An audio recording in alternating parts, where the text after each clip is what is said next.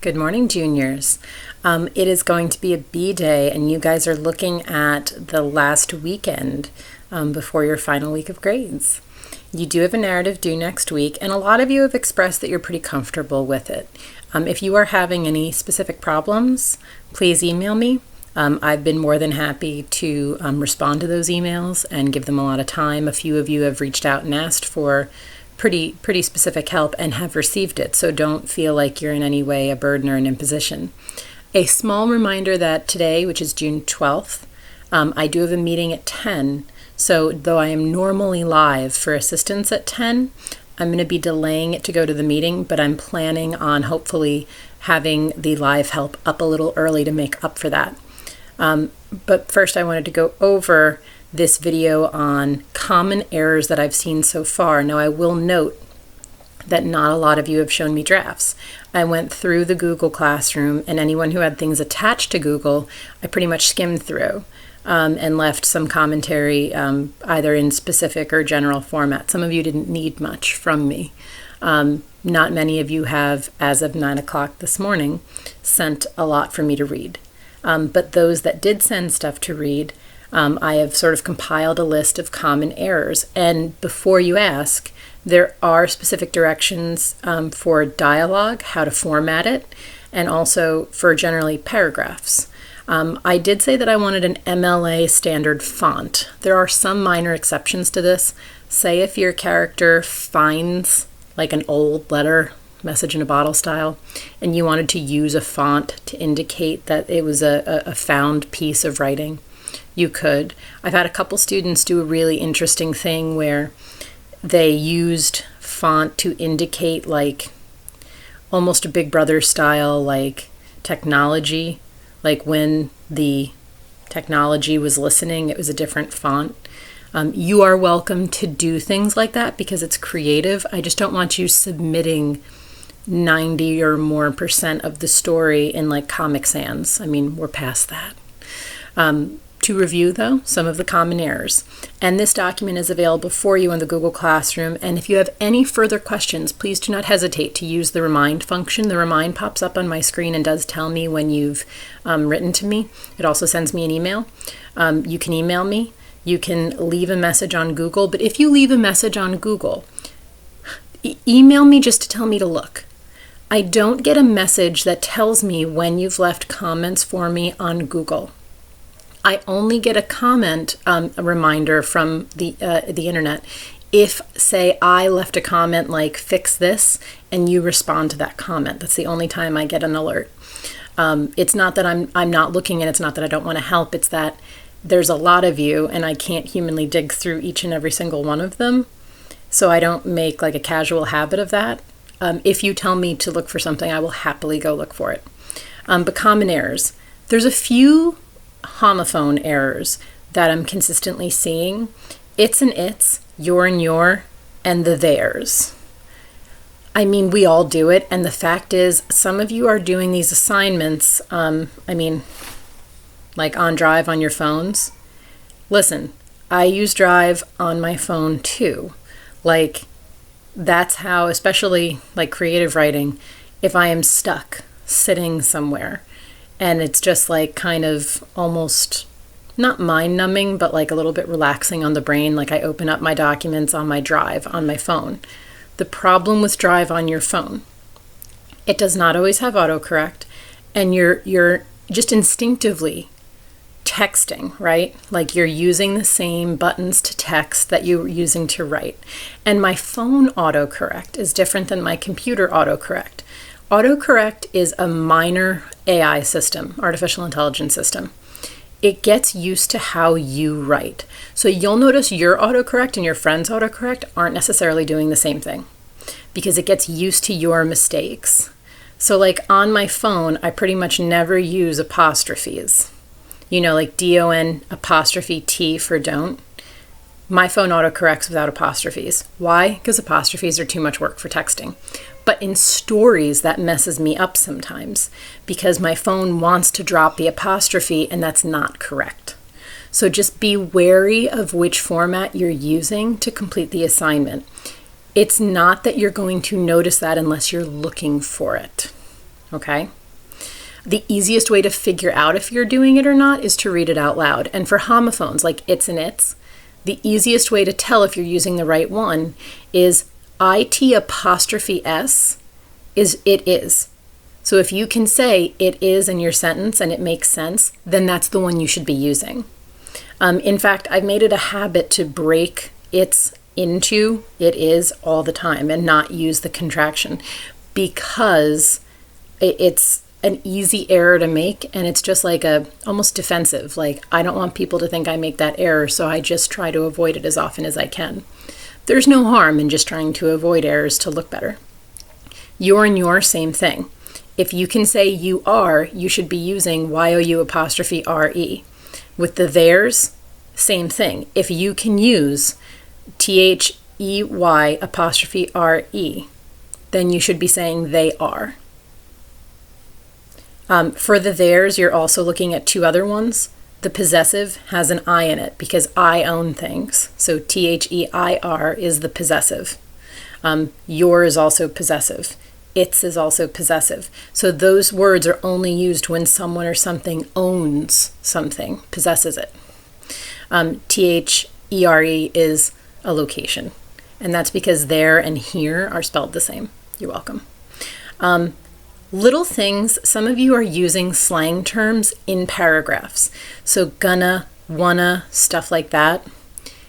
You can use those words in creative writing, but you should be using them only in dialogue.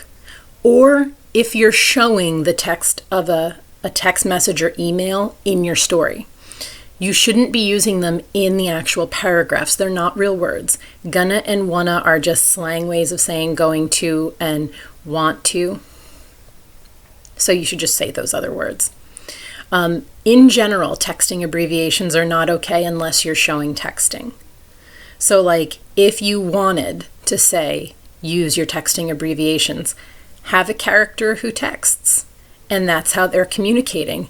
I will even permit back and forth text messaging to count as dialogue, because in many ways it is dialogue, right? It's just not spoken. I've given some examples on the common error sheet too. It's actually kind of evolved into its own little mini story, so you can enjoy that. ALOT altogether is not a word. You guys are used to making it a word, but it's not. A lot, meaning many of, is A space LOT. ALOT is not spelled correctly. And it's so common at this point that I feel like I need to be aggressive with it, and always mark it wrong because you're too old to not know that that's not a word. I've noticed that many of you are not capitalizing proper nouns. Proper nouns would be like names of places, names of people. Be careful, because some names that you're using, like Lily or Rose, even words like Bob or Frank, they're not just names, but they can also be used as regular lowercase words. So the AI autocorrect system is not going to indicate to you that they are being used incorrectly. It's not going to tell you to capitalize Rose because it can be a verb, it can be a flower, so it's just going to leave it alone. Be very careful, especially if your characters' names have potentially double meaning. With dialogue, so in general, I'm seeing like 50-50 use with dialogue. Half of you are doing just a fine job. The other half, the dialogue feels a little tortured. The best and easiest way to see if your dialogue can improve is to try and say it. Also think about what your characters are doing in the moment. Is your character really upset? Because people who are really upset are inarticulate.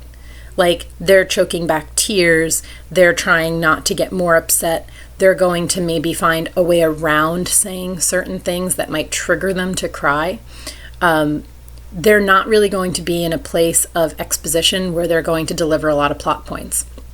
Remember, your reader is smarter than you think. So say you're trying to indicate that there's a secret.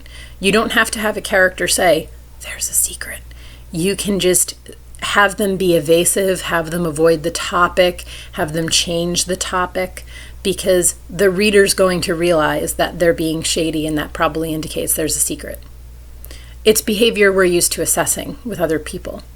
I know that you guys are very hesitant to read any of your work out loud.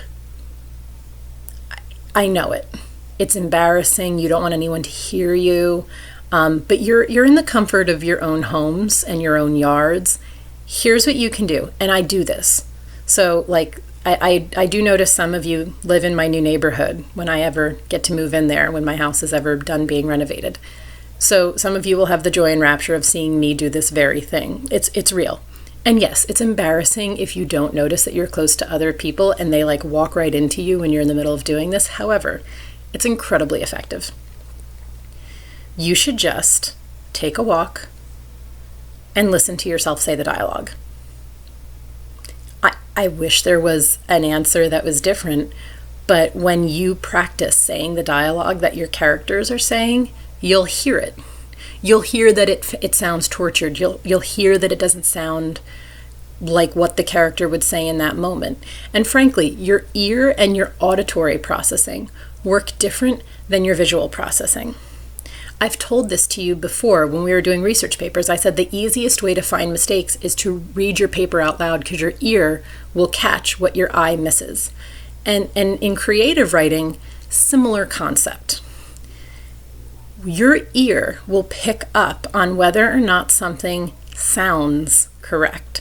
And that's a different meaning in narrative, because say you have a character who's like your Gandalf, your wise old man. They're not going to say certain slangy words. They're not going to sound the same as the younger impressionable kid they're talking to. So when you're saying their dialogue out loud, you'll almost start putting on them things that you've heard from wise old characters in your life. You're going to make them start sounding like your grandparents or your parents, because you're going to, without even realizing it, that's how you want someone to sound. And again, your ear triggers differently than your eye. A lot of you, especially if you're not confident writers, should be doing this. I do it all the time. I'm serious. Do you know how many people have practically run me over on their bikes and probably have heard me running dialogue when I'm on a walk? A lot of people. And you always pretend you're on a phone call. It's very easy to do now with Bluetooth. Just be yeah, no, I'll get the milk also when I go to the store later. You can pretend you weren't doing it, but it works. I promise you it works. In terms of formatting dialogue, I have noticed consistent problems with how you format dialogue. So on the sheet, you'll notice that I showed you how to space it correctly. In general, you guys are not correctly using the new paragraph function. You're not pressing the enter bar when you should be, and you are avoiding the tab button. I have no idea why. Tab is your indent. You should be using it every time you start a new paragraph, basically. And the same thing with dialogue. Dialogue should be spaced. It's almost like it looks like a list. The examples on there, I have the wrong one and I have the right one. Please look at both so that you see the difference. A lot of you are doing it incorrectly, where you're putting all of your dialogue together and it looks like a paragraph. It shouldn't. It should be spaced. You do not need extra spacing between dialogue or between paragraphs. You can have this 1.5 spaced if you want. You don't necessarily need it double spaced. If your paragraphs are looking too clunky, you can double space it. I'm not going to penalize you for double spacing it. But you don't add extra spacing between everything. The only time that you're going to need an extra space between paragraphs is probably indicating to me some sort of time jump. So you end a paragraph and then it's okay, there's an extra space there. Is this a couple of days later or a significant time later? And then the new paragraph begins. It indicates a more significant pause to me. So that's why you don't do it every single time, because you're not indicating a significant pause every single time. Or a shift in perspective. Other authors use it for shifts in perspective. So if I see an extra space, I am aware that a change is coming for the next paragraph. You don't want to keep alerting me that there's a change when one's not coming. I have an example of what I mean by that in the common errors section as well. Please, please, please use the tab button. Do not use the space bar to do what the tab should do. You know who you are. Some of you are under the impression that you can use the space bar to manually space it correctly every time. One, you're not spacing enough. The tab button is deeper than how many spaces you're using. Stop using the space bar 5 times. I do not know who taught this to you. It is incorrect. Stop doing it. The tab button is easier. Also, it's just bothersome because you don't do it consistently. So the starting point is always moving. I also know that those of you writing on your phones on Google Drive are necessarily using the space bar because there's no tab function on your phone. So, and I do this too, you should get the writing done on the phone, but make at least 20 minutes of time on a laptop to change the formatting. If you are incapable of getting to a laptop to change that formatting, for the love of God, let me know. Because I will naturally take that into consideration if you tell me the only thing I had available for writing was my phone. There's no tab function, so you're stuck using the space bar and trying to manually fix that. And because it's not going to be the same, because it's not going to be consistent, I have to take that into account when I'm grading you and be like a little gentler on that particular formatting.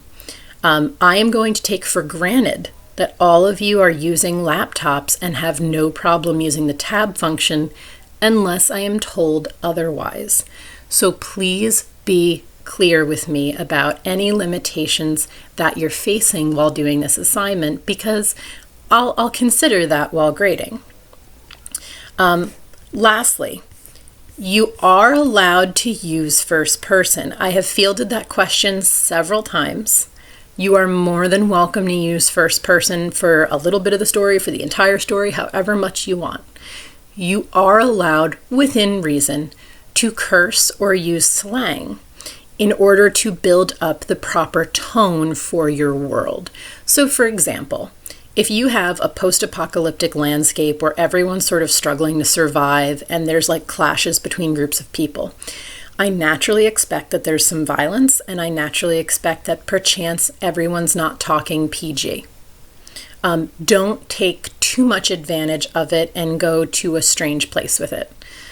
Use fair enough common sense. So think about things we've looked at together in class. Think about examples from books that we've read together or that you've read throughout your time in school.